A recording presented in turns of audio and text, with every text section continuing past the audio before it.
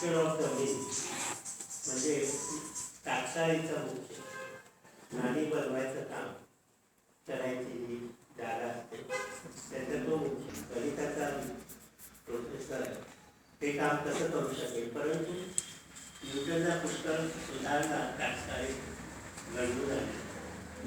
तर तो करत असताना बर्नौली नावाचा एक शास्त्रज्ञ युरोपमध्ये होता. बर्नौली ही हे आडनाव असलेले अनेक शास्त्रज्ञ एकमेकांचे काका पुतणे किंवा आजोबा बर्नौलीमध्येच ते होऊन गेले. त्यामुळे कुठला एक बर्नौली तो त्यांनी आता सांगून ते फायदा